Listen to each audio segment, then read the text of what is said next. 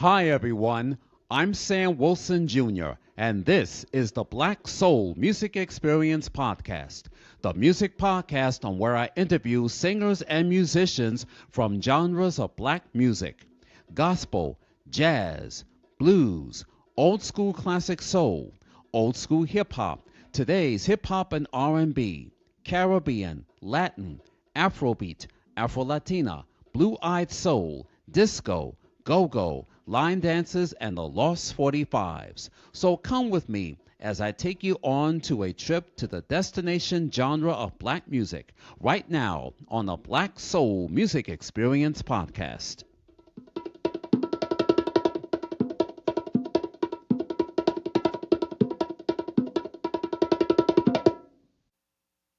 Legal Shield is a proud sponsor of the Black Soul Music Experience Podcast. Have you been involved in any types of accidents? Have you been a victim of identity theft? Have you been a victim of a computer fraud scam? Have you been in disputes with your tenants or landlords?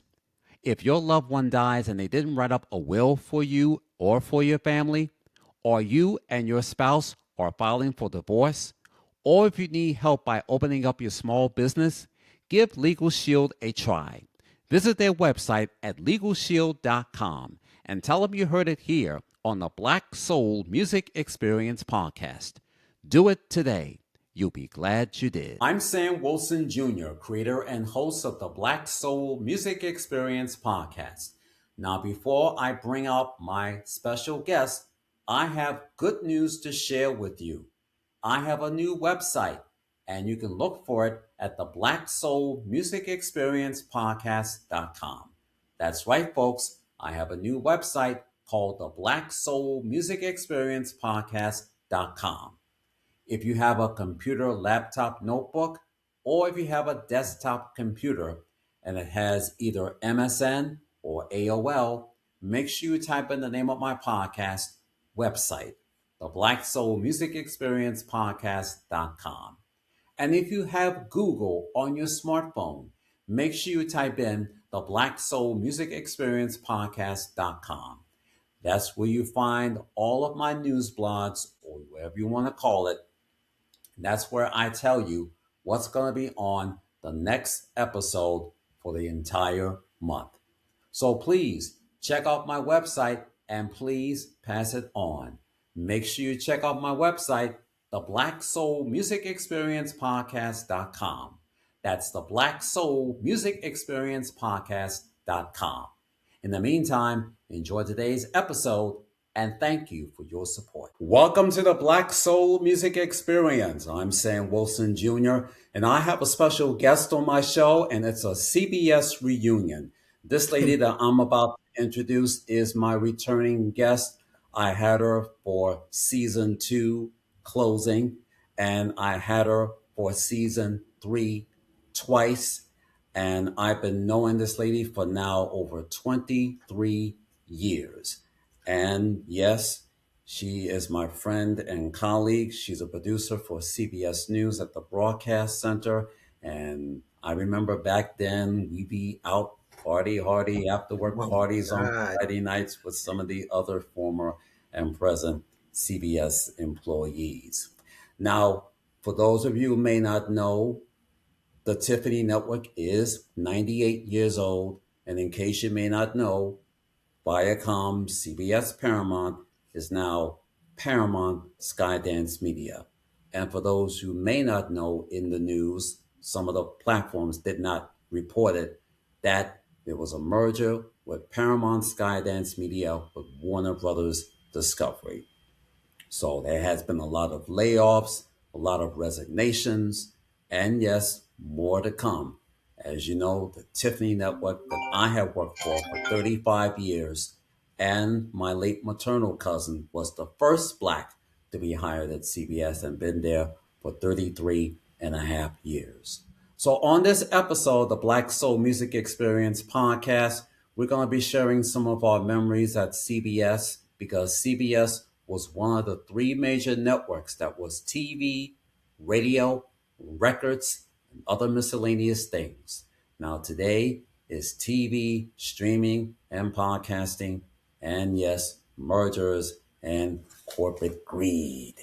So that's what we're seeing now and everything. So I'm very delighted to have my friend back with me on the show. This is our first time face to face on video. I Please know. help me welcome back to the yes.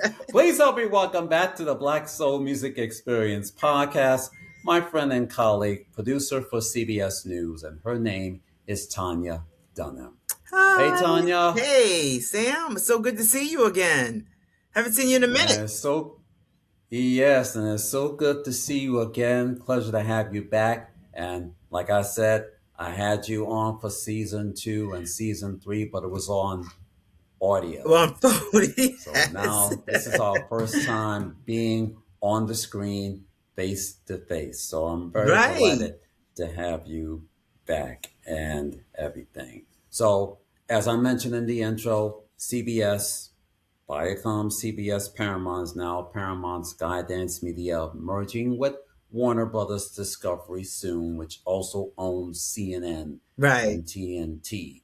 And yes, I know what Sylvester will probably say, suffering succotash. Or like Falco and Lego will be saying, now what I say, now what's all the ruckus? So you know there's gonna be a lot of pink slips going out soon, I tell you that. That's why I have not watched CBS when it went through, period. uh, So we'll go and talk about that a little later on in the yeah. show. Alrighty. Yeah. So let's get this party started so everybody knows about what we do behind the scenes. But when we look at the credits, many people don't know. So I'm glad to have you back. Oh, good. Now, yes. Now, tell us about your origin story. Where were you born and what type of environment that you grew up in? Oh, Sam. First of all, I want to start off by saying I'm so proud of you starting your podcast. How many years ago? You've been going strong for a long time here, and I'm very proud of you for keeping up with and still doing it, still doing your thing. Very proud of Well, thank you so much. you. October 2021, Oh, wow. audio, and now 2024 with video. I'm like, ugh, Oh, he do done I have to came go up, through y'all. this He don't anymore? move to the east side. Yeah. Well, so Sam, I started. Let me tell you, I'm a military brat. So I was born in Jacksonville, Florida. Um, my dad was in the Air Force. I'm an Air Force brat. Shout out to all the Air Force brats. So I lived a lot of places, grew up in a lot of places, but the one place that I do still call, I mean, I call New York home because it's been the longest place I ever lived in my whole life anyway. But my younger years, Germany would have been my home. That's the place I would have called home, because that's exactly where I grew up. I was in my preteen teens when I was in my preteens when I moved there, and I was a full fledged teen when I left. So did a lot of there's that was just I met some great people. Um, the one thing about being an Air Force brat, you always had to change schools. So I got friends, and then friends that you meet on bases. I have, you meet good people, and they have to go, or either I had to go. So that was just my life for a long time. Um, I've always been a creative soul. So whether it's music or dance. I started out with dance and music. And at an early age, love music, love dancing. I took ballet and tap and jazz for maybe about 3-4 years. When we were stationed in what was it, Patrick Air Force Base in Florida. That's where I Dream of Jeannie was. I don't know if it was filmed there, but the concept was from Patrick Air Force Base, Florida. Okay, and that's literally Cocoa Beach, Titusville, Merritt Island area. That's where it's Cocoa Patrick Air Force Base is. Still a very nice base. One of the bases that base housing was on the beach. Like you can open your sliding door and the beach is right there. Can't get that no more. But anyways, Mhm. so yeah, I started off with dance. I did that, and then when we moved overseas, that's when I flipped over to music. Actually, I was music before I left to going overseas, and it just full fledged because it was in another dance school that I liked. I was singing first, and then I was in the choir and stuff like that. Loved to sing, just loved it. And then my mom was like, "You're gonna have to take it. I can't take it no more because I was singing all the time. If you speak to me right now, when I was a kid, I'd sing back. That's how weird I was. I was one of them kids. Um, so my mom's like, you gotta take some lessons. You gotta do something. So she put me in. She made sure I signed up for band in middle school, and the band teacher, I'll never forget her, Miss Jordan. I don't know if she's still living or not, but Miss Jordan was fire. Okay, she probably was from New York herself. Um, she asked me what I wanted to play, and I wanted to play the drums. First of all, I wanted to play the electric guitar. My mom's like, "No, I'm not buying that. No, it's too noisy. Oh no." So she'll like find something else to play. So she's like, "Help piano." I said, "No, I don't play no piano." So when the music teacher asked me what I wanted to play, I said the drums, and she looked at me. She was like, "Girls don't play drums." I was like, "Well, I'll be the first girl, you know." So anyways, she's like, "Well, we have too many drummers anyway. There's no room for you, so pick out something else. How about the flute?" I said, "No, ew."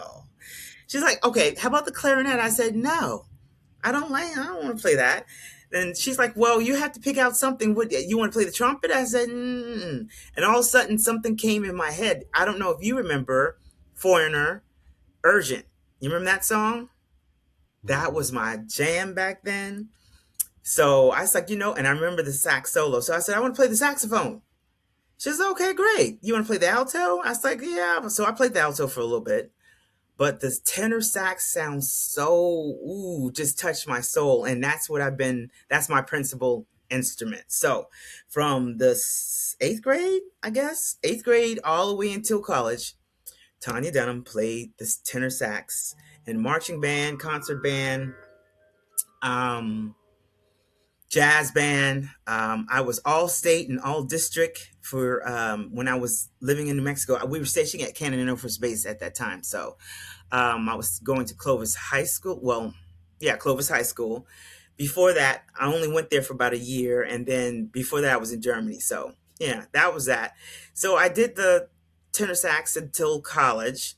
I got a scholarship, but partying took over, so I decided to put the horn down and keep on partying through my college years. And I fell in the TV. That at that point, I fell in the TV. I had to have a full credit, I guess 12 credits in order to keep my military ID card at the time. And a friend of mine said, "Hey, why don't you take this production class?" So I was like, "I don't want to build no cars or build whatever," because I thought production, production line. And so I was just like, "No, silly. Why did it's TV." So literally, I signed up for the class, and when I got in the class, it wasn't a classroom; it was a studio. It was a full fledged TV studio, and I looked around and was like, "Blah, this is you." And I didn't have to study hard. It was just something that just came really natural to me. So that was my journey starting off in TV. Yeah. Yeah. Well, first of all, thank you for your service. No, thank my Now, dad. My dad was, oh, yes, man, yeah. that too. Now, since you grew up in Jacksonville, Florida, and Germany, and here No, in I the didn't grow up in NYC. Jacksonville. I was just born there. Oh, yeah. Yeah. Well, I was about to Yeah. say. Now, and yes, since you were in the military, Uh-huh. was that the environment that you grew up in that made you the woman today? Yeah, I think moving around and making friends every 3 to 4 years, or at least once a year, grounded me as far as being a people person and not being afraid. Now, I was afraid. Every time I moved to a new base, there was always some drama. I was the new kid, or somebody else was the new kid. You know what I'm saying? So you had to fit in. And so I'll tell you a little funny story. So when I moved to Germany, I was sitting on the steps. We just got flew in, and we were stationed at Spangdahlem Air Force Base. That base is still open to this day. Um, I was sitting outside and enjoying the sun, just whatever. And this group of kids came around, group of kids came around, teenagers, and they're like, "Oh, yo, that's that new girl and everything. Look at her. She's sitting there looking all mad and everything."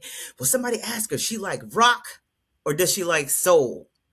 So let me tell you, Sam, I like rock. Okay. I like rock music. I like all kinds of music. But at that time in my life, I was really into rock. Now I knew a lot of I knew a lot of soul songs and R&B songs and stuff. And at that time, what was it? African Barbada was big at that time. Houdini, it was all 80s stuff. So the way they asked me, "Hey girl, you like rock or do you like soul?" So I was like, well, shoot, I better be soul so these kids won't kick my butt. So I said, yeah, I like Planet Rock. Yeah, Planet Rock, Planet Rock, and whatever break dancing you could do at that time. Tanya did it so she wouldn't get her butt kicked, but we became great friends. And yeah, I think the moving around, the best part for me is culture. I love culture, different cultures. I was in Japan for 4 years. I was, in Germany for 4 years, and learning different people and languages. That's what I love. That's what shaped me to this day. I can fit in anywhere. If you want me to fit in somewhere, I can fit in. I'll just learn it for a second and then I'll fit in. Yeah. Mm. So yeah, that shape. Now, did you go to yeah? Now, did you go to high school? And if so, which high school did you go to? I went to two high schools. I went to Bitburg American High School in Bitburg, Germany, and then I finished up my last year and a half at Clovis High School in Clovis, New Mexico. Yeah, Hmm. Now, have you gone to college or you went straight to the military?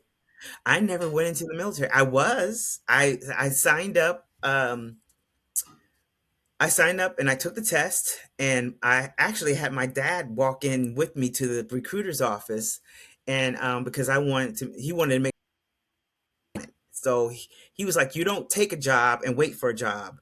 That's what they tell you. They'll tell you, hey, you can come in and wait for this job, and when it opens up, we'll send you over." Most time, they just keep you where you're at. So if you were working in the mess hall, waiting for your job to open up, you want to stay there.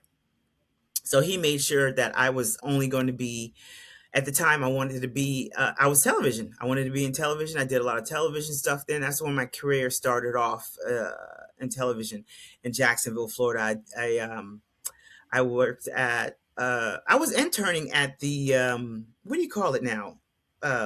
Or Sesame Street and stuff like that. What do you call it? Public television. Public Yeah, television. Yeah, PBS. PBS. Sorry about that. Yeah, PBS. So I worked Jacksonville PBS and did a lot of jazz shows. I was just in love with television at that time. Loved it. And funny enough, I wasn't a producer. I was a camera operator, audio person, lighting, all that. I was behind the scenes, behind the scenes, behind the scenes before I became a producer for a long time. Yeah, I worked in Jacksonville for a little while, and then I moved to Atlanta, and that's where my career took off. Hmm. Okay. Now that you are in the media and explored everything, was that your calling? I think it was. It's not. I think I know it was something that I still get a high just going in the control room and watching the TDs or and the texts and everything to put on television, put what people want to see on air. And I'm still so creative. I think of things to put on TV, think of things that I want to see on TV. I write a lot. I still dab in music. I mean, I take lessons for saxophones. I missed it. I mean, how would you feel if you woke up every day to music? That was my life for my whole, middle school and through college. First thing woke up, first class was band. So marching season, band twice a day. You know what I'm saying? Music all through my life, and then all of a sudden it just stopped because I let TV take over, which was fine. But then I missed it. I missed the horn. I missed the sound. So I'm now taking lessons to rebuild my embouchure. I've been taking lessons for a year, and what was sad was that I could read music. And so I opened up the music book once I'm trying to show my son something, and I couldn't read as fast. Reading music is like another language, a universal language. That's what it is. And when I couldn't go blah, blah, blah, blah, no more, and I had to go, hey, what's that note? But when I had to do that, that's when I was like, oh yeah, no. Mhm. You lose it. If you don't use it, you lose it. So, but yeah, so TV has been part of my I've been in this game for a long, long time. I ain't gonna say how many years, but it's been a minute. It's been a minute. Been a minute. Uh, Now, growing up, what were some of your favorite radio stations? Okay. So growing up, military wise, it was always military radio. So it was on base. Okay. We didn't have black stations, and what the music that I learned from black artists and stuff like that was what people brought over from home and stuff like that. So I'll tell you another story. When I was overseas, I was that I was that music chick. I used to have my grandma go to the Wiz on Jamaica Avenue. You remember that? Yeah. So I used to Hmm. have her go shop for me. She'll go to the Wiz and shop for me and mail me all the albums that were coming out. And she would do it. She would do it. She would do it. So I was always the kid who had the music first overseas. You know what I'm saying? Before they heard it and everything. But yeah, yeah. It was a beautiful. It was. I mean, now I'm thinking, talking about it, because nobody's really asking me, in depth like you about my life. I, Yeah, I tell people, because when we look at the credits, because we as black people, we just take that remote control and go yeah, yeah, and never find out who was a guest on that show, or who was in that movie playing that role, and who did the music, because you never know, your favorite movie or your favorite TV show could be a theme hit, a top 10 hit right, on Billboard's Hot 100 Pop Singles Charts, or Billboard's Soul, R&B, and Black and Hip Hop Singles Charts, or on Billboard's jazz right, right, music charts. yeah, Because every time I hear something on the radio, it's like, hey, what's that TV show I was on? And, that's me growing up, because I always like to figure out what was the show, what network was it on, and then by the end of the show, by the credits, and you find out who was it made by. Because that was me growing up. mm. So if I was watching, for example, we had Mission Impossible. That was aired on CBS. Oh, First, it was right, aired by Desi Lou. That's Lucy. yep, And then Lucy sold it to Paramount Pictures. So that would be under Paramount mm-hmm. Television. And once it gets to VHS, and then the laser disc, and then DVD and streaming online, and then going to rerun syndication and Right, stuff like that. That was me growing up, because I always like to figure out who's it made by. oh, And nice, that's the same thing for movies. I always like to figure out what was the movie made by. And then when we get to the credits, you'll find out who did the music. And then when we get to the end of the credits, who did the music supervisor, who had all those music songs put in there. right, And that's the same thing for commercials. You got songs that were made, been used for right, commercials. right, So as a consumer, I always like to figure out what's it made by mm. and who did what. And that's the same thing when I use the Billboard number one hits. Wow, So that lets me know on who did what. Because when I first started doing it, season one, and my cousin's supposed to hook me up with his aunt, I said, yo, cuz, I'm supposed to get the guests. uh-huh, So I was doing 2 seasons of doing music. uh-huh, uh-huh, Let the audience know who's the name of the artist, right, what's the name of the song, what LP was it taken from, uh-huh, what was the record label they were on, and when was the song was released, mm-hmm. when was the album was released, and did it enter on Billboard's Hot 100 Pop Singles charts, or the Soul and R&B Black and Hip Hop Singles charts, or the Jazz Singles charts. Right, How long did it stay on there? Did it stay for number one for 5 weeks, 7 weeks, mm-hmm. 10 weeks?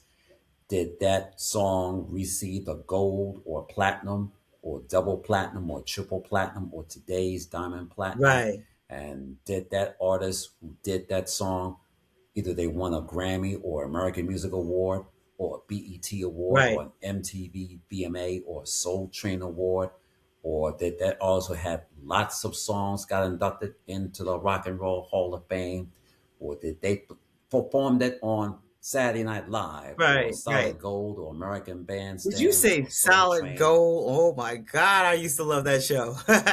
Yeah, cause like every Saturday night, my Yes, little sister be imitating the Solid Gold dances. music, Me too. with the top 10 countdown for everything. Yeah. So when VH1 had that 100 greatest moments of rock and roll Hmm. on primetime television, Hmm. I mentioned American Bandstand, Soul Train, and the Midnight Special, and Solid Gold. Those were the four shows that was in the top 10. And we don't want to leave out Schoolhouse Rock. Oh my That was on gosh. ABC Saturday morning. I'm just a So bill. yes, I'm only a Bill, bill, and and I'm I'm sitting sitting on here the on Capitol Capitol Hill. Hill. Well, well, well, I'm just It's a a bill. long way to, I to love the capital city. Well, I'm here, then, and I'm stuck in committee where they make me be a law someday. it. But I hope and pray that they will. But today I am Bill, still just a just a bill. bill. I love that part. Listen here, when it was when it was like when you were a kid, you was like, "Help me get that off. I want to watch my cartoon." Fat Albert was on and Hmm. stuff like that afterwards. Oh my God! Oh, Hmm. those were the days. Those were good cartoons back in Yes. the day. But yeah, you asked me what my Mhm. favorite radio station is. So when I was overseas in Germany, I consider myself a Mhm. New Yorker because everything, every TV show, every radio, everything like that came from New York. So whatever you all were listening to especially on Sundays, they had a special where they would tune the satellite and we'll get all the radio stations that New York had. So I always considered myself a New Yorker. I was a New Yorker before I moved to New York. So um, I don't know what the name of the stations were. I can't remember, but definitely rocked whatever was playing Planet Rock, any hip hop at that time, and of course all the R&B Mhm. songs. Confunction was big at that time. Um, One Way was big at that time. Houdini, uh, you know, all those '80s bands back in the day. Mhm. Back in the day. But what was your favorite radio station? Well, me growing up, we had WWRL AM Mm, 1600 back mm, then, when Frankie Crocker started out. mm-hmm. And then that's when he went to WBLS FM Ah, 107.5. And the sister station, AM 1190 WLIB, that was playing the Lost Soul classics. But then by late 1974, on Saturday mornings, they made that commitment to doing Caribbean music yeah. on that I Saturday mean, morning. there's a big Caribbean community here in New York City, and gotta appease them, and they got good music. So Yes. they Hmm. got good music, And then I was, listening to some other stations. We were just scanning around the station. We had WRVR FM, that was jazz. right? And then you had those other two elevator music, that was WTFM and WRFM. Mm, We call it beautiful music, but we call it elevator music or okay, appointment music. So if you're sitting in the doctor's office, those are the stations that would be right, playing right, all the right, time. right. And then, like one Sunday afternoon, my late mom and I, we were listening to the other station. We were listening to some top 40. You had 99X was WORFM, Hmm. WPIX FM 102. They were known for changing formats. First, it was top 40, then it changed to rock, then it went back to top 40, and then it started playing love songs, and then it started to become CD 101.9. So those are the stations, and my little sister, she listens to Hot 97. That's at first it was freestyle, Uh-huh. and then Then it then became by the early 90s, it started, mixing it up a bit with some dance and soul and yeah. So freestyle. And yeah, then by 93, it was all hip hop. Yep. hip hop and R&B. Well, it came a long way because, So, like I said, being a military brat and going from base to base, the most Top 40 was Casey Kasem, and Top 40 was my dude. Okay, every Saturday, Mhm. Casey Kasem came on around the world, around the nation at least, and did the top 40 countdown.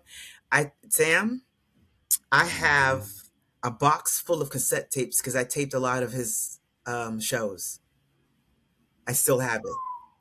I just don't have a cassette player to play it, but I have a lot of Casey Kasem top 40 hit shows on a Saturday back in the 80s. I sure do. That's how crazy I was. And everybody's like, you need to get rid of that. I'm not getting rid of that. Mm-mm. We're going to use the pencil or the pen to round it back, the tape back up if it comes back out and everything. But I need a cassette player. That's what I need. Definitely need. But I have a whole box full of cassette tapes where I tape a lot of music because I'm still a music freak, but not as bad as I was when I was younger. Yeah. Mhm. Now, growing up, what were some of your favorite news reporters and sportscasters? Um, I'm gonna keep it real. I didn't have a favorite. I did like Diane Sawyer, um, and I liked. I didn't because I didn't watch TV like that. I didn't watch TV like that. But Diane Sawyer was one, and what's CBS guy? He left when I came in. I only saw him once or twice, and then he moved over. I just remember. All I remember is that. Oh my God, he's short. Because they look bigger on TV than they do. I'm drawing a blank right now. Oh, You got to help me out. I'm drawing a blank right now. okay, okay. Only the CBS News reporters that I The knew men. growing up. Uh huh. Okay, yeah, Uh huh. all the men. Okay, Walter Cronkite Okay. was one. Yeah. Dan Rather Dan Rather. was There you go. next. Dan Rather. Sorry, Dan. Sorry, Dan. He was the nicest guy. I hope he's doing well. But I used to love running into him because I always like, you look so much taller on TV, but these TV personalities, they look big, but they are small people. But he was the nicest Mhm. guy, and I loved the way he reported and gave the news and everything. So, and then Tom Brokaw. There you go. Those are my three right there. Mhm. Definitely remember him from ABC News and the way he was just. I thought he was just cool. Every time he turned around in the chair when the music started and everything, he'll turn around. This is Tom Brokaw. Mhm. um, yeah. So I like I said, I knew, but I wasn't a TV. I didn't watch TV that much back when I was young. I was Mhm. outside. Right, because when I was babysat while mom was at working, and then I had to sit and watch the news. Oh yeah. So, so me growing up, when mom was working, my late maternal grandparents they had CBS on all day. Oh. Like one day it'll be Uh CBS. huh. So at 6 o'clock, you had Jim Jensen and Rollin Smith, and then at 7, Walter Cronkite. Yeah. Then the next day they'll be watching NBC. So at 6 o'clock, you had different news reporters that it didn't make the ratings. Right. Not until 1974 when Chuck Scarborough came along. Okay. Then the next day they'll be watching ABC 7 Eyewitness News. You had Right. Roger Grimsby and Bill Butel, Right. and then at 7 you had Howard K. Smith and Harry Reasoner. And then they start changing up.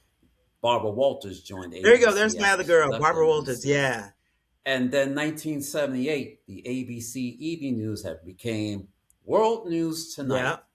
Then you got three different anchors at Yeah. different work desks. So Frank Reynolds was in Washington, Right. Max Robinson in Chicago, and Peter Jennings in London. So that was Oh, the Peter, I news forgot that about Peter I knew Jennings. growing up. Yes. Yes. Everything you Yes. had said, that's what So I grew up that. on. Called Contact, Peter Jennings, Mhm. Barbara Walters, all those. I'm going to call them the fathers and gals of news television and everything now. Where it's going now, I think they're Mhm. trying to keep. Yeah, it's kind of like. Yeah, they're trying to keep what was built. I get that, but they need a new. They need new, just new. It's just like talk shows. I worked on several talk shows and everything, and they're still doing these talk shows with the same formula. Got to do something new. Times change is boring to me. I wouldn't, you know what I'm saying? So it's got to be boring to everybody else. It's the same formula. I just think that since, social media has taken over and everything, they need to gear more towards that. I don't even know how, but keeping the same formula of these talk shows and other shows, It's played out in my book. It's definitely played out. So yeah. Mhm. Hmm. Oh yes. I was just thinking about Jerry Springer. That's from the start of hitting and fighting on Yeah. the stage. I was like, But listen here, that was, hey, nobody saw that that's what before. He else. he did something new. Nobody was what doing that on Mm-hmm. live television. He brought Mm-hmm. in something new. He read the rules, the laws, and stuff like that, Yeah. and it was just something totally. Ricky Lake was new. I worked on Queen Latifah's first talk show back in the early 2000. Hers, I mean, more. That was Mm-hmm. my game because I was hip hop. She was definitely hip hop, so she always tied a hip hop artist to whatever show Mm-hmm. we were producing, which was beautiful. Loved it. And I loved the concept. I hated Mm-hmm. that show got canceled, but we need something like that that ties into Oh, whatever that Sherry Shepherd. everyday life, huh? Yeah. Right. Mm-hmm. Yeah, I Yeah, was thinking everyday about the one that lives. just Wendy got Williams canceled, was easy. Sherry Shepherd. Yes. Yeah, I Mm-hmm. know. Yeah. I Oh, hate Wendy. that. Yeah, I hate that. But Mm-hmm. Wendy's show was good too. She Yeah. was annoying and, and painful, but she brought in juice, and she was funny, and she was real. You understand what I'm saying about her wigs and everything? She was real. Miss her, and I wish her well too. I wish her Yeah. well. Definitely wish her well. Yeah. She was known Essentially, as the biggest mouth of all New York, and and she we had the just call biggest it like it mouth. is. But there's Yeah, the old saying: if you didn't like what but she she had all the said, tea. you know, mm-hmm, yep. How But you the doing? ratings were the ratings that kept the ratings. So that was something that everybody would like to get after. Hmm. Yeah, And I got a chance to see Wendy because she was promoting her book. Wendy's Got the Heat. It's just the front page. Just cover her, her right. boobs and stuff. And I had an autograph, so I still got it with me. Yeah, She I was met there, Wendy. for that CD. Yeah, yeah. I got an honor interview, not an interview, but autograph with Wendy. I can't remember where I went, but I still have a picture with her, and she signed something that. Yeah, she was cool though. But I like we need to bring some real TV back. Like we got the reality shows and stuff like that, but some real something real. Like what's that's what it is. Something real. That's what's missing. That's what's missing these days. We need Hmm. realness. Yeah. Now you grew up. Where'd you grow up? You grew up in the Bronx. And I'm originally from the village of Harlem in New York City, Mm. and I was moved to the Bronx after my parents were divorced back in the summer of '69. But I've been Oh. moved around the Bronx lots of times, from the west side of the Ah. Bronx of Harrison Avenue, right by the number Uh-huh. 4 subway station, to the Okay. east side of the Bronx of Parkchester, not too far away from the number 6 subway station, where you had Uh-huh. 3 movie houses in Parkchester and Macy's. And Wow. then just me and mom, we moved back to Harlem. We lived in the projects for a while with some of her friends. And like on that Sunday, we just go to church on Sunday, visiting churches. And after that, we'd be going down to the movie houses in Midtown. 86th Street, the one that I knew on the east side, had like 3 or 4 movie houses. They Wow. had the RKO 86th Street, Lowe's Uh-huh. Orpheum, 86th Street Cinemas, and the UA East. Those are the 4 movie houses that were on East 86th Street on one strip. Wow. And me and mom, we went to see Lady Sings the Blues, but Ooh, it I was know that at the one. Lowe's Orpheum. Uh-huh. And this was something new. It was in two. So when I saw it, it was something new. Those big movie houses, they decided to split into 2 theaters. Mm. So Lady Sings the Blues was playing in theater number 1 Mm-hmm. on Third Avenue. Mm-hmm. Theater number 2, there was Superfly, but it was Oh. on Avenue. Uh-huh. So we was online to see Lady Sings the Blues, but I asked mom, I said, I want to check out Superfly. You know why? The soundtrack. Oh yeah, definitely. Yeah, that's And another she's thing. you're too young to see that movie, even though it was like we didn't know earlier it was in with drug addiction. Right. I didn't know that That's until another thing, later at that Sam. time. They need to Hmm. bring back soundtracks for movies. Yeah, that sort of thing. But like I said, I saw Lady Sings the Blues and at theater number one, and it was something new because Diana Ross made her acting debut playing Billie Holiday. Right, right, So that right. was something new. And Motown got into the movie and TV business. So that's why they moved to Hollywood. Mm, And the same thing with Stax Records. It too went to Hollywood. That's where they had Watt Stax mm. and they Yeah. had some other movies, including The Klansman with O.J. Simpson and Lee Marvin. And they also had Three Tough Guys with Isaac Hayes Mm. and Fred Williamson, all produced from Stax, released through Paramount Pictures and Columbia Pictures. So that was the stuff that I knew growing up. But for Philadelphia International Records, they didn't go to Hollywood. They stayed in the community, for the community, by the community.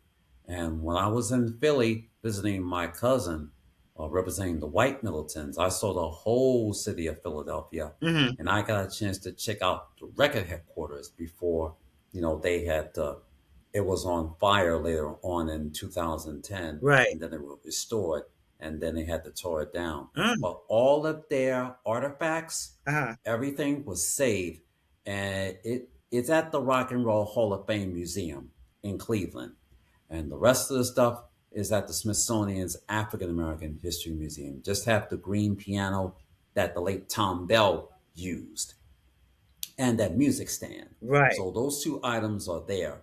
The rest of the stuff is at the Rock and Roll Hall of Fame Museum in Cleveland. And I got a chance to Did you go see there? everything. Yes, I did. I went there in 2021. I said, my dream has finally came true. I said, if the rest of the stuff was going to the Rock and Roll Hall of Fame Museum, my wish was granted. It was right Wow. there. Yes, I like that. I'm gonna have to make it out there myself. I have never been. Never been. So what'd you Mhm. experience? What was it? What was it like? Was it like the Oh, let Smithsonian me type tell thing? you, it's like the Smithsonian, but I was there for 6 hours. Really? I've seen everything. Everybody from different genres of music. Every artist is there. Uh, Everything from rock and roll to blues, a couple of gospel, and some jazz, hip hop, everything, disco, country, you name it. really? I was there for 6 hours. Wow. It was an experience. And I was there in 2018, and I went back there again in 2021 Uh-huh. in June, Uh-huh.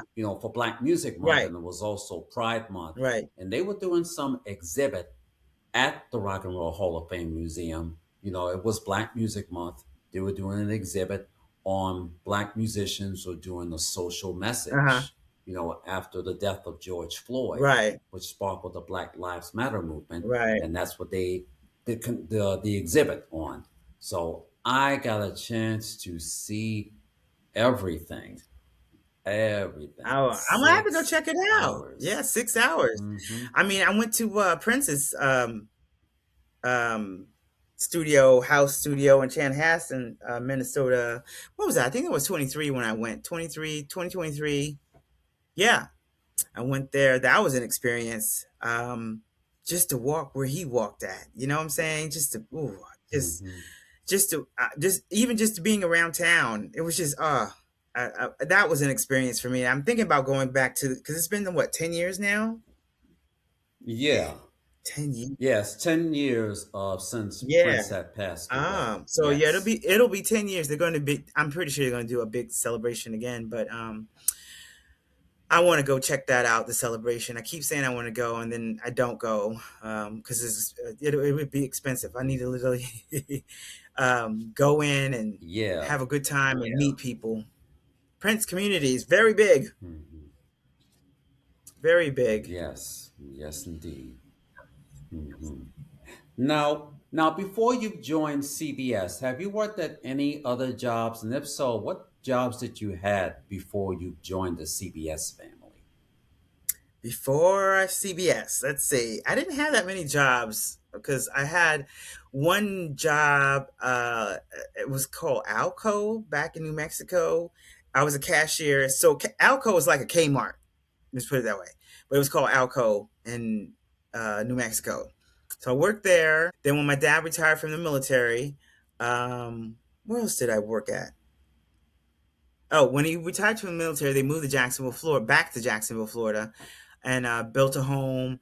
And I didn't want to stay out there in New Mexico by myself, so I came back. And my grandmother, rest her soul, she found me the job at Sears Credit. So I was a credit collection girl for about maybe about 2 years, maybe. Yeah. So I had worked my way up the ranks, Sears Credit Collections. So I would call you if you were past due on your bill, and then so they had levels of that. And I made it up. It was 5 levels. I made up to level 5, where the first level is when they have automatic calls and stuff like that. I was the Mm, one who dialed your number, and you called my office back because you were so behind, and helped you mm, get you back on track. So I did that for a couple of years, and then all of a sudden, I just my career took off when we had the 1996 Olympic bombing. I was working at the time in Atlanta, Georgia, at WGNX, which is now WUPA in Atlanta. It was a CBS affiliate station there, and mm, Sam, I just bought me a new camera. That was crazy. I bought a new camera. I wanted to check it out. I got off of work. My friends, it was two good friends of mine. They were Spanish. I can't remember the names, but God bless y'all. Y'all were cool. But anyways, we went to Centennial Park. They had a live band mm, playing there, as you all know. And right across the street it wasn't across the street, it was just like, yeah, it was across the street. It was Bud World. So the idea, the whole thing was, all right, let's go walk around and stuff like that. And let's go to Bud World and drink the beer. So, I was just standing in front of the stage, and I was filming the band. And then, I walked around and said, I got to use the bathroom before I go. And right when I walked around the stage, boom. And so I was the one. If you see in the video, I was the one who got the first response, like the helicopters, the ambulance coming in. I was interviewing people. mm, I was trying to go back around there to see what happened, but they had blocked it off that fast. So yeah, mm. God rest. I think I can't remember the lady's name, but God rest her soul, who died in that explosion. Um, it was a wild night, and yeah, that kicked off my career. So from there, I was flying back and forth to New York, being on shows, and now I'm here. I'm Mm, here. right. Yeah. Yeah. Well, speaking of Atlanta, when I once worked at AM 1460 WVOX, that was the time when Oh, look at CBS you! was sold to Westinghouse. And this was taken back in 1998, Wow. when it was warm, before I was let go at the station. So while I was still have my job at CBS, I was working at a second job at WVOX in New Rochelle, New York. Okay, so And what were you doing back in there? 1996 in August, hmm, Uh huh. I was the radio DJ personality slash technical Uh, director, because at you have WVOX the it was a voice. community radio station. Oh, Yes, a okay. community Okay. radio station. Uh And I huh. was the Uh huh. technical director for different shows. So Wow. I was taking Nice. care of the Irish show and Uh the huh. Westchester Bronx Church News, and I was on from 5:30 until sign off time at 9 p.m. Uh huh. And I had to take care of their sister station, Uh huh. 93.5 FM, because I was the technical director for the Indo Caribbean programs and the Caribbean programs. Well, that's what So you I need to. had to give them, You need to start your yeah, because own I had internet to get, radio. yeah, I was, that's something that was new, and I didn't know anything about it. But when podcasts came along, I said, you know what?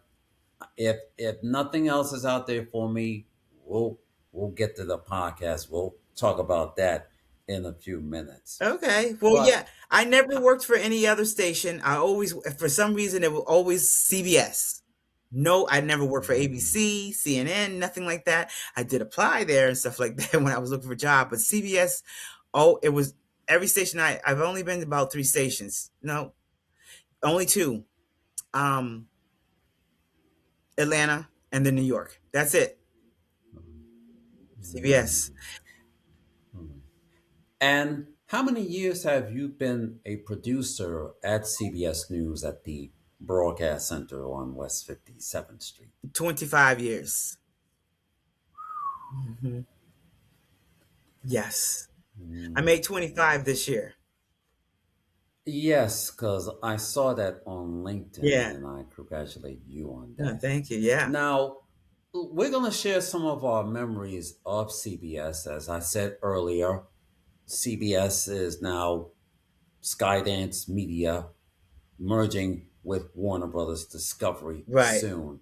And I can tell you this, I have not watched the Tiffany Network since everything since September. I have not watched it. I was done with it. I was disgusted at everything what they're doing now. And every news reporter have gotten pink slips, resignations, and now radio is gone Mhm. too. And John Salvio, who always calls me every single day, I was like, "What's up with CBS? What's up with CBS?" I said, "Didn't you know they're merging with Skydance?" I said, yeah. Why are you calling me for? Don't you know what? I've seen it all on LinkedIn. I've seen it on LinkedIn in 2023 because that was the year my paycheck was going up and down like a yo-yo. I said, wait a minute, this is not the paycheck I was looking for. I was supposed to be getting 1,500. Mm. I'm looking at this thing. It says like first paycheck like 1,300. 2 weeks later, you got 1,100. Another 2 weeks, 12, and I said like something's wrong with this picture. Mm. And then before I was laid off, you discontinued Aflac Mm. because that was dealing with, for your Right. colonoscopy and stuff like that. Right. And then I'm looking at everything and I saw the information on LinkedIn. I said, wait a minute, we didn't hear about this. And then my supervisor and I, we were supposed to move to 1515 Broadway. But then we found out that they've cutting everybody. Our scooter guy who picks up everything Hmm. from BlackRock and take it over to the broadcast center, Right. then they got to go to 1515 Broadway. They had to cut them down to 2 days because not everybody has been coming in post pandemic. So many people be coming in like one day, Yeah. middle of the week. Some be coming in Tuesday and Thursday and leave Monday and Friday out, for their playtime. Right. So then we had to send the time service messenger back to the messenger service, and I was doing all the extra stuff. But at the same time, I got to get out of my chair because I've been gaining weight ever since, just to relinquish myself. Yeah. But everything, I saw everything. I was like, I told my supervisor, we didn't hear about this. We didn't hear it on CBS News or our colleagues at NBC and ABC. You can forget about Fox because Fox News ain't report nothing. Hmm. But you heard it on PBS, you heard it on CNN, you heard it on New York One. And yeah, independent media is on the rise. So like I said, I'm done with the Tiffany Network, period. I was watching the Grammys this year. I did not watch the Kennedy Centers. Nothing. So I've joined with some of the other former employees, John Philo and Tina Dakin. They worked in the photo department, and we said we boycotting because we have not watched CBS. Period. We've done with the network. Done. Hmm. And a couple of some other employees who laid off from the same year as me and my supervisor and people in the facilities. One lady that I know who worked in the law department, and she came straight out of secretarial school, and her name is Lisa Ann Polemio Aliano. Hey, Lisa, I know you're out there. I've just been thinking about you, but I know that 2026 would have been your year for retirement. Mm. And we've been getting letters for her because we get stuff from the Library of Congress in DC. Mm. I don't know if you noticed that CBS had teamed up with the Library of Congress for its Read More About It campaign. Oh, wow. So if you see some of the specials like the Hallmark Hall of Uh Fame huh. or miniseries, Uh huh.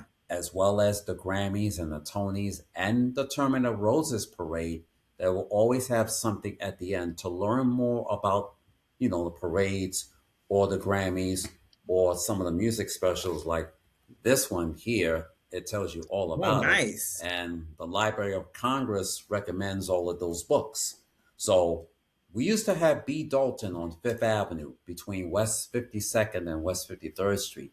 And I picked up all those books that I needed Right. for reference. Right. So they would tell us it'll be available at your local bookstore or library and learn more about it. So when I went to the Library of Congress back in 2023 during my birthday vacation, I got a chance to went there. But before that, Uh huh. I had to go there in 2018 and to get a library card, and I have to wait until 2019 to get it access to get into any of the buildings. Mm. So I went to the main one up on the hill, the oldest Uh building, huh. and then like somewhere after the pandemic, I went to the new buildings because I wanted to learn more about the music and stuff. Uh huh. So I want to learn more how many of our favorite musicians have their successes with their albums and have been approved by the National Recording Registry from the Library of Congress for their creativity and their significance. So when I went to that music department, I looked around and one of the people had toured me around how does the albums get created, with 33s and the 45s and the 78s. And I've seen so many record players back then. You let old thing Wow. and play that. And I took the pictures of some of the jazz musicians and everything. Wow. So I did an episode on that for season Uh 3. huh. So when I did some artists on Tupac and Linda Ronstadt, you know, they were approved by the National Recording Registry Right. at the Library of Congress for Right. their creativity, for their significance, and for something new, Uh huh. something fresh. Okay. So I did an episode on that for season 3. So that was a educational and informative experience that I went there. And I have the brochure with me, so I kept it in a safe place.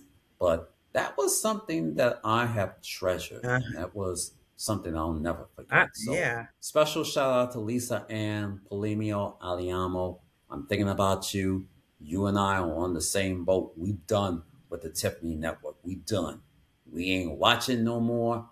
We'll look at the local weather, but we ain't watching it nationally, period. Because the person that already left was Scott McFarlane. He was the latest one that left CBS. And before that, he once worked at NBC4 Mm. in Washington, WRC TV NBC4. Right. And then he joined CBS. And then everything he said, he gone. So now, if your favorite news reporter is not on those networks, they've gone independent. So CNN's Jim Acosta, the one who asked Trump the toughest question, and Trump said, "You're a fake news reporter. You shouldn't be working at CNN. Oh, everybody at CNN should be fired." So he's at the Midas Touch Network. MSNBC's Katie Fang, she's on the Midas Touch Network. And now Scott McFarlane has joined the Midas Touch Network. So the same thing with Joy Reid. She has her show. Don Lemon has his show. So I'm watching all independent news, including the Young Turks and Journalism, Roland yeah, Martin. TV and journalism is just changing. Okay. Hmm. It's changing so fast. The way we used to view, the way we gather, or gathering is still the same, but I'm just saying everything is changing in television today. It's not like it used to be, and I don't know how it's going to land or anything like that. I'm sure it's being more tech savvy. As you know, one example is all the cameramen were all the cameras were manned. Now there's one person with a joystick controlling all. the cameras and the studio and stuff like that. Very rare that you see sets with full camera crew. That's the crazy part. It's all technology. And the way we put the news on, and not just news, and the way television puts the air there, things and all of that, it's just changing as the world is changing. So, yeah, we got to deal with the change. You know, people don't like change. We got to deal with it though, because things change, and you either step up or you step out. One and two. You know. Yeah. Because every time I go to the research department Mhm. on the 24th floor at BlackRock, I always see what's those the ratings and news. So I see ABC News, you got the fresh new faces, highest ratings. Same thing with NBC, mediocre. But for CBS, it's like, ugh, lowest ratings, but you got the seniors. Yeah. Well, they call us. No respect to my seniors, no respect Yeah. in Well, everything. Fox is the I new and love innovative. I love my Walter Yeah. Cronkite. I love me some Dan Rather and the Ed Bradleys Oh, and the yeah. Morley See Safers, now you're you know, jogging my, and yeah. everybody. All those the And father. I'm going to yeah, call the forefathers before they did their thing. They did their thing. It's just that things are changing now. That's all. But along with the television, I still, I'm television. I have my own podcast too. You got to come on, Sam. yeah, and we're just going to get to that question. Okay. And how did you, we got to talk about your first one that started on Facebook, which was the birth of Oh, podcasts. yeah. We want to talk about your first one called Be the Shh with you and Jay. How did that thing came up? And I was watching it on my Facebook Uh-huh. homepage. What was that show was all about? So the concept of doing a show came, was it during COVID? Oh no, it was just before COVID. That was Yeah, way before before COVID. COVID. It was Before COVID. It was COVID. 2018.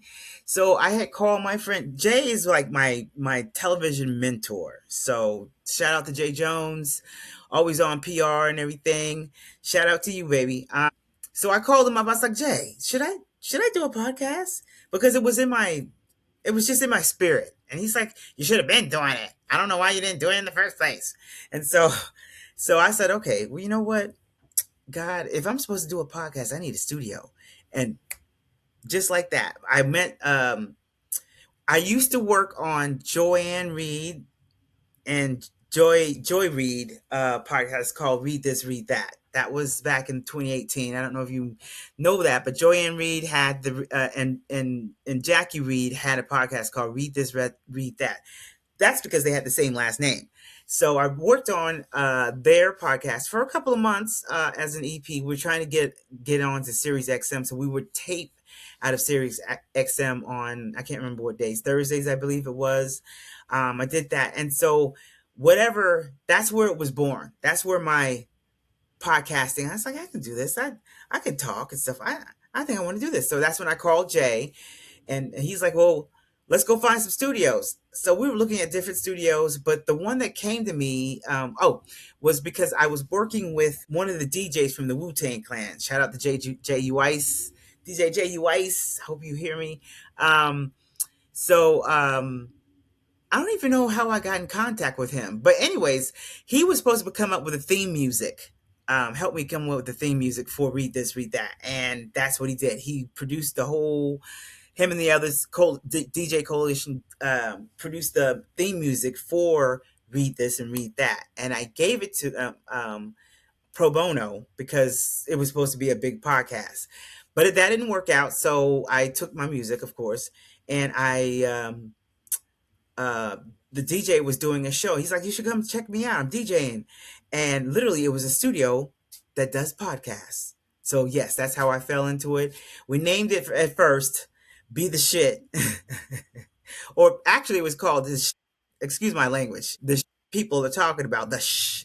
So everybody loved that idea. We talked mad crap about things and stuff like that. Everybody loved it. It was an hour show. We did it out of the South Street Seaport area. I can't remember the address right now, but near the South Street Seaport. And we did it every Friday at 8 or 9 o'clock. It was a party. It was definitely a party. Our studio guest was never just one or two. It was like 10. It would be like 10. Well, we would take a break, play a song, and switch guests out. That's how it was. It was crazy. Um, Mm. so me and Jay Weiss did that show for maybe about 2 or 3 years, all the way up through COVID. And just I guess people just wanted, the team wanted to do other things, and so I took like maybe a year and a half off, and people were asking me, "Are you going to do your podcast again? Are you going to do your podcast again? Are you going to do it again? You're going to do it again?" So I was like, you know what? Okay, God, if I'm supposed to do this podcast, let me know. I need another studio, and literally, again, that's how He works. A friend of mine called, and I haven't spoken to him. He was just checking in because of COVID and stuff like that. I said, "Where you at? We need to go out and have drinks." And he was like, "Yeah, I'm at the studio right now." I said, "What studio are you at?" I thought it was like, he's like, "Yeah, I'm going to do this podcast. You should come down and don't you do your podcast from here." And I've been there since. Now I'm at JL Studios in Hackensack, New Jersey, and my podcast now is called All Eyes on Tea. You can find me on Instagram at EYZ underscore on T. And you can find me on YouTube as All Eyes EYZ on T. And wherever you get your podcast at, I'm there. I'm on Apple. I'm on Spotify. I'm on Amazon. I'm on where else? All kinds of platforms. So just type in EYZ on T and look for this pretty face right here. Now that name came up. Me and my cousin were trying to figure out a name. Talking to T about the T with Tonya T or something like that. I don't know. And then all of a sudden, why don't you just do it eyes on T, all eyes on T? And I was like, yeah, we'll just do that because everybody's always talking about my eyes. Now I ain't being uh I don't have an ego, and I don't even look at my eyes. But everywhere I go, and you know this, Sam, everywhere I can be walking down the street, going whatever. Are those your eyes? Are they real? Are they real? So in my intro song, I talk about how people are always commenting to me on my eyes, and I appreciate it. I really do, but I don't see them, so I just see out them, so I don't see them. So yeah, the show is about same concept. Just it's a talk show. It's literally a talk show. I celebrate you. Like if you were on Sam, I would talk about you and how you started your podcast, your journey to where you are now and everything. And then we'll talk about some hot topics. But the killer part, my signature is Wendy Williams had the shoe cam. Other people had other cams. I have the eye cam. I want to show off your eyes to the world like everybody see my eyes. And so I play my beat to my podcast, and the guest goes up to the camera and they make their eyes dance for 5 seconds, whatever, to the beat. Yes, you got to come on. You're going to have fun. But make sure y'all like, share, and subscribe to my channel because I'm trying to get my followers up. Well, I just subscribed to your channel since I saw the podcast. Yes, thank you very much. So I gave you the love and you can give the love back to me. Didn't I You say? know, I'm Did I subscribe? Right? Yeah, I did. Oh, you I'm did? pretty Oh, sure I did okay. a long time ago. Oh, all right. Because I'm at like 177, and then I released an episode and I sent it out to one of the other CBS folks. I said, "Hey, check out my podcast while I'm still looking for work. You'll love it." And she said, "I just described." I said, Yay! "Yay!" Yeah, yeah. I'm like Kermit the Frog. Yay! Yeah. So Yeah, podcasting is because fun. podcast is new to me ever since I've been looking at stuff on YouTube and say, what the heck is a podcast? A radio And show. then, yeah, it's like a radio show. But then when I'm looking at all the other podcasts, it's like everybody be cussing. I'm like, can you get away with that? Yeah. I said to myself, they can do their own thing. They can say whatever they want to say. Right. They can cuss. They can say that. But since during the post-pandemic, back in August of 2021, our then CEO Bob Baskis, Uh huh. who was there from December of 2019 until he was forced to be stepped down, in March 31st of 2024 by Miss Sherry Redstone, Hmm. he came up with the idea of participating in the Viacom CBS People Development Program. Mm. Now, I'm going to tell you this truthfully. Now, when I got this email back in August 2nd of 2021, I was thinking about deleting it. Mm. Why? Because I'm asking myself, what can the Development Program do for me? What can it does? Because when I first joined CBS, my first application was being a videotape clerk at the broadcast center. That was 1989. Right. And then I didn't get the position, so I ended up being a mail clerk. Then later moved up to messenger, then later moved up to messenger dispatcher. Hmm. So then, when my first supervisor gave me my first raise in August of 1990, he said to me, I don't want you to be in the messenger center for the rest of your life. What do you want to do at CBS? Mm. I mean, there wasn't nothing out there for me Right. ever since I applied for that videotape clerk. Uh-huh. And when I was on my way to Lampston's, there used to be Lampston's on Madison Avenue between East 51st and East 52nd Street. I was on my way to get me some big Newtons and the single ones, and I was wearing the messenger tie because I was a time service messenger before I joined CBS. Right. And then this black lady have talked to me and saying, why are you wearing that tag on there? What's a nice man like you wearing a tag or something like that? I said to myself, are you kidding me? I said, I'm working, but maybe you should have said, why don't you come right after work and I can give you a job at Lamston's Mm. and I can give you a better benefits and things like that. Right. And I said to myself, maybe should have saved some of the other brothers and sisters out there that were homeless during the 80s. This was the decade when you had everyone was homeless, Yeah. everyone out on the street and being on the subway platform. Mm. And if I would have said something to that lady, I said, you know what? Maybe you should have said, come see me after work. I can give you a better job and better pay Right. and better benefits. Because with a young man like you wearing that little tag thing, current your service, that's not going to get you anywhere. Well, maybe you should have said that and, all of that. Uh-huh. I could have had a better job and better pay and better Right. benefits. But like I was saying, when I participated in the People Development Program, I was in the meeting with my supervisor at Gomes and Charles Anderson that we loaned over to Showtime. Uh-huh. We was in that meeting and we was all scratching our heads and saying, why are you telling us now when everyone was quitting? Some had left CBS to find better jobs with better pay.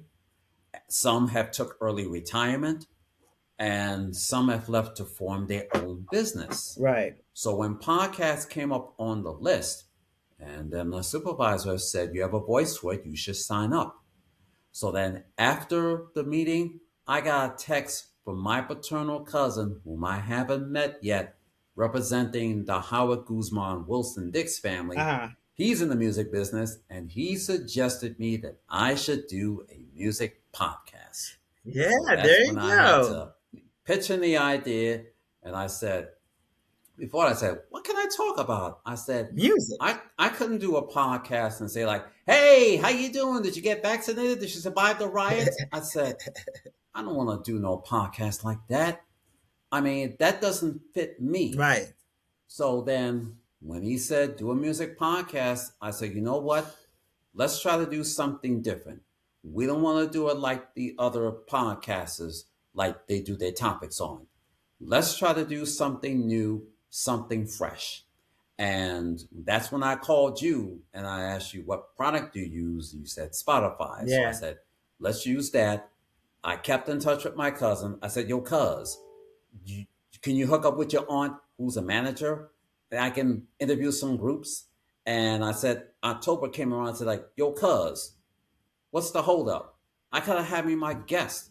So that's when I started doing first two seasons of music and talking. And that's what I was doing. Yeah. So then I come up with some ideas. So I do it like a pilot episode, for my birthday month, Uh-huh. and then I start coming up with some other ideas. I said like another episode. I said, let's do a Halloween episode because we black folks, we always get scared all the time, and we always like them Halloween music and Right, stuff. right, right, And right. then I come up with some other ideas. Let's do a Blue Eyed Soul episode. Let's do an old school classic soul episode. Let's do a old school hip hop episode in honor of Hip Hop Appreciation Month. And let's do an American Music Awards episode because I wanted to do it for the American Music Awards. Let's do an episode on the award winners of the past. And that's what I did. And Christmas music came up. I did a little Christmas music episode. Uh-huh. When January came around, New Year, new music, new artist. And I always leave something on the side. We did a Dr. King episode. That was Yeah, number one. yeah, yeah. So, and I did Black History Month. I did like the first week of Caribbean music in honor of Bob Marley. right, that's The other nice. one was Valentine's Day. Other one I did the blues, and the fourth one I did the motion picture soundtracks in memory of Sidney Poitier. Yes, I remember So that I one. did that. I did that. Yeah. And for Women's History Month, same thing. Women of soul music, women of hip hop, women of gospel and jazz. And segue into April, did a little Jazz Appreciation Month. And then when May came around, I did a Mother's Day episode. Mm. And June, I did all Black Music Month. I closed it out with the tributes. You would not believe I was at the family reunion in Lata, South Carolina. That's when I called you. You was watching the BET. You said, you gotta do Prince. You gotta do Prince. I said, thank you. Save that for season two. I was out of my mind. I was doing 7 hours of that tributes. I was at the hotel. Wow. Boom, boom, boom, boom. Wow. Got that released. And yes, it was something. So with season two came back, I went to the La Poisson Rouge. Uh-huh. They would have the white guy, Herbert Holler. Hmm. He's from Philly. Hmm. He was doing the Freedom Party. And I was there like Mother's Day of 2022 and then didn't go back there again. And I get the email and it was doing the Michael Jackson celebration. And I said, you know what? Let's start out something new. I was at the Michael Jackson celebration. I've seen all the guys dressing up like Michael Jackson. You didn't dress Not the younger one. I did not dress up. I was just up? coming as I am, try to do the Michael I mean, Jackson listen, dance when I see everybody. it on Listen, Saturday morning and stuff. let me tell you something about Sam. Now he might be the podcast man right now, but look, don't put him on the floor because he could dance his behind off, and he'll never get off the floor. He will outdance you. You remember those days, Sam? Me and you used to be Hmm. cutting around. If I wanted a dance partner, it was Sam because Sam knew how to hang. He could dance. He could dance, and he would not leave the dance floor. Okay. You would have to say, okay, okay, Sam, I'm tired now. I'm tired. I'm tired now. I'm tired, Sam. And everything. He'll go get a sip of Yeah, water and go so right back to the dance floor. yes. So like I said, when I was at the Michael Jackson celebration, I said, started off with Michael Jackson. Uh season premiere, fourth week of August, and then ended out in June, ended out with Prince, with you doing the talking, and I got a hold of uh, another former CBS coworker, Lisa Helm. Uh huh. I got a chance to interview her. She came to my apartment with a couple of her guys. Oh wow. I set up the table up and Uh everything. huh. We did the whole thing. Boom. Close it out with tributes. Wow. So season three, I just did some more stuff. I started off with Barry White reading, Uh-huh. and then I finally got a chance to hold up some of another former CBS employer. But back then she was a singer, and I found some of the stuff on iTunes of her, and her name is Stephanie Seskin. Mm-hmm. She once worked in the photo department. I got a chance to call her. I said, "Yo, Stephanie, be a guest on my show. Let's talk about your days being as a singer before, the old saying, band parted ways and they got straight jobs." And I only knew her because I delivered packages to her when she worked in the photo department. Okay. So I said, I've interviewed her. I've interviewed a couple of my Truman classmates. A couple of them were DJs. And I interviewed a former CBS News Radio 880 sports reporter. and his name is Bill Daughtry. He's retired now, so I kept in touch with him, and I reached out to you, and then I reached out to Gwen Black, and then I started reaching out some other people. My chairwoman from the Deacons Ministry had submitted my name to Alignable, and I said, "Is that half LinkedIn, half subscribing, and half like that?" Oh, there's a music section. Let me figure out who can I interview for my podcast. And then I start branching out. I start interviewing independent singers. I've interviewed this guy who's the founder of a band in Virginia. He served in the military as well. And I've interviewed a lady who works at a production company in the Midwest. Mm-hmm. She takes care of singers who does movie and TV themes. Mm. So like I said earlier, you never know if your favorite movie or your TV show has a theme hit. It could be a top 10 hit on Billboard's Hot 100 pop charts, R&B, and jazz. Right. And when I look at the credits, then we know who did the music. So I have the Quincy Jones CD, and that's what he did the theme from Sanford and Son. Mm. So he best known for that. So I look at the credits. Oh, Quincy Jones did that theme song. Okay, and I got the CD, the full 3 minute version of it. And same thing with Dave Grusin. He did the theme for the NBC TV show, The Name of the Game. Mm. So sadly, it's not available on iTunes. So just look for it on YouTube. And and I and she recommended me another person that I've interviewed, and he was a musician, and he does some jingles for some radio stations, and he did something for a commercial for Verizon. So we have to figure out, it may or may not fit for prime time, but it will fit for some public affairs programs Mm. on that Sunday afternoon. So that will fit for that. So I just went out and interviewed everybody that I've interviewed on Alignable and LinkedIn. So I started branching out, and I was interviewing this next one for season 4, and I said, "Are you telling me that based on my profile, I gotta interview these people?" I was like, "All right." So if I said to myself, if I'm a church deacon and I'm supposed to be interviewing a diversity of singers and songwriters from around the world who's been influenced by black music, I said, you know what? Let's do it. Right. And I'm like Dick Clark and Don Cornelius, and like on Soul Train, he had some white soul performers on the show. So I said, let's do that. And I got a chance to meet this lady, and she's originally from Armenia, and she lives in Yonkers, New York, and she was at the Carnegie Hall Youth Participation Scholarship Program. So she and her friend from Ukraine stayed at the hotel. I got a chance to meet her and her friend. I was jotting down some notes on what she does, and she has some music available on iTunes and on YouTube. I walked with her. I jot down some notes on what she does and everything. So I got a chance to interview her. She had a hard time getting on to the Riverside.fm link. So then I said, let's do something different. Let's take my podcast equipment with me. I was on the bus. I took the Westchester bus to Fordham University, Mm. wait for the BX9 bus, Mm. got off at Van Cortlandt Park. She picked me up from the station and went to her home in Yonkers. I met her husband. I went downstairs in the basement. They had a sound system studio. They're musicians. So they got the piano, the bass, and electric guitar. So I said, let's do this.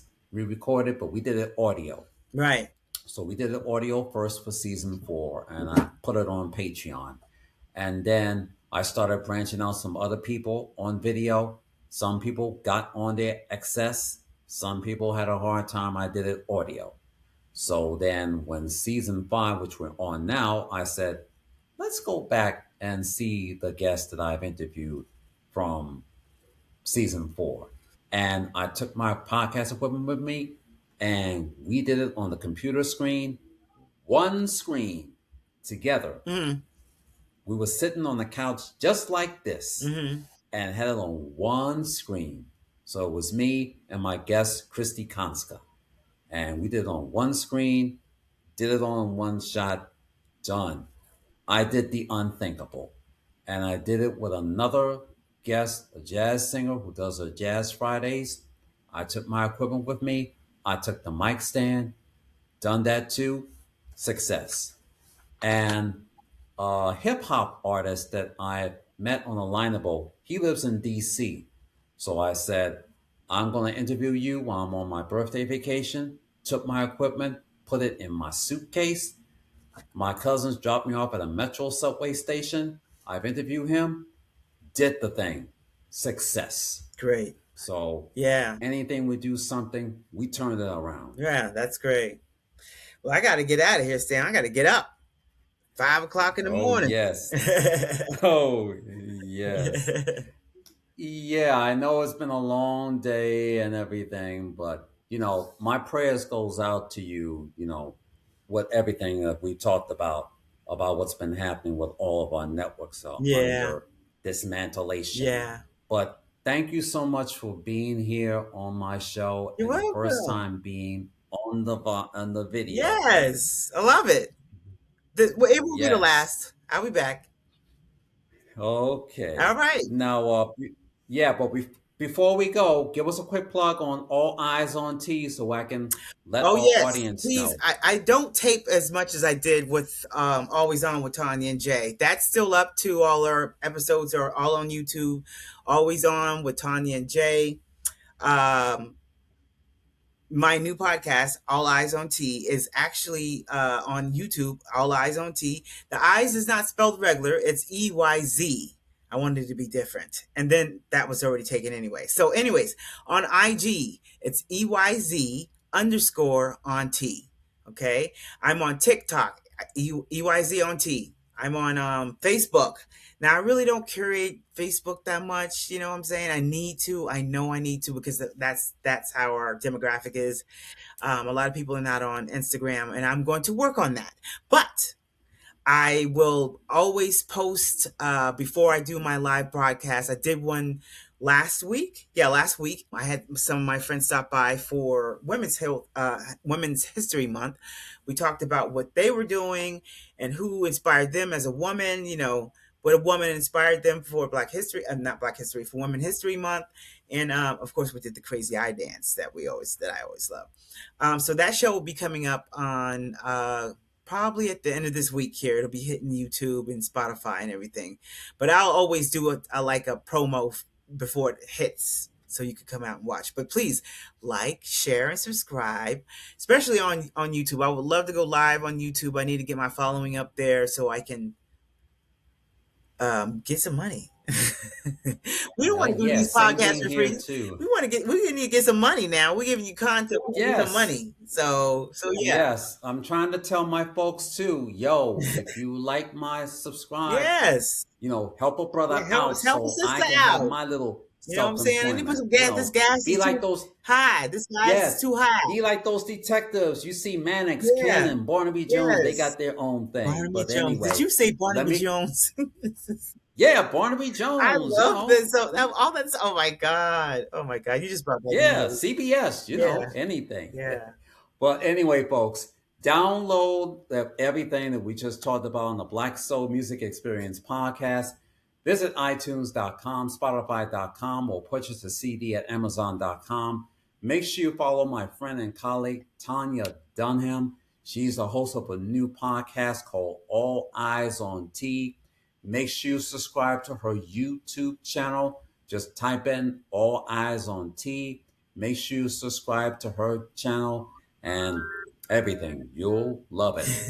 And ladies and gentlemen, if you want to check out this episode, please subscribe to the Black Soul Music Experience podcast. Look for me on these 5 platforms. I'm on Apple Podcasts, Spotify, Amazon Music, iHeartRadio, Pocket Cast, and the link is riverside.fm/studio/Samuel-Wilson Jr.'s. Don't forget to add the S at the end, -studio. And I will be posting this episode on Facebook, LinkedIn, and Twitter.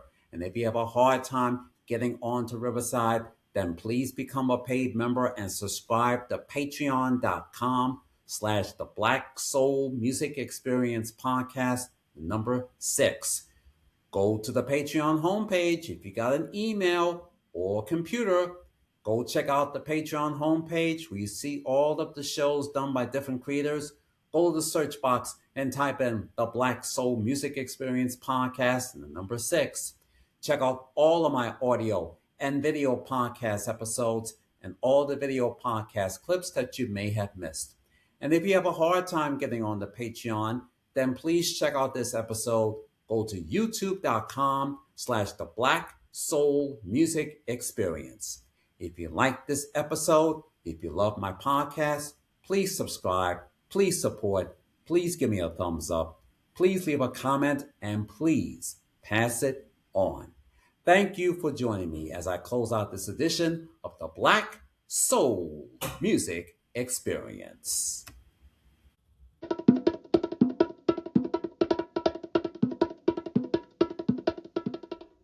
Well, that's about it for this edition of the Black Soul Music Experience Podcast. I'm Sam Wilson Jr. Thank you for joining me, and please tune in next week for an all-new episode. The Black Soul Music Experience Podcast is sponsored by the support of listeners and viewers like you. If you enjoyed this podcast, please subscribe to the Black Soul Music Experience Podcast. Look for my podcast on Apple Podcasts, Spotify, Amazon Music, iHeartRadio, and Pocket Cast. And don't forget the link.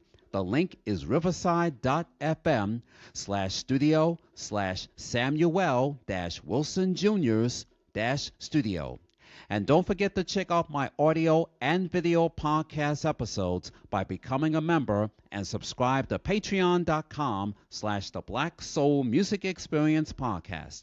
And please check out my video podcast episodes by subscribing to youtube.com/, the Black Soul Music Experience Podcast. And please leave your comments, feedbacks, and replies by going to my Facebook homepage. Go to facebook.com/, the Black Soul Music Experience Podcast. You can also tweet me on X, aka Twitter, at Sam Wilson Jr. 66. And follow me on Instagram at SAMM.Y2980. As always, partying, remember this. Reach for the top and your dreams will come true, and it can happen to you. From all of us, take care. God bless. Thanks for listening. Have a good week, and please be safe.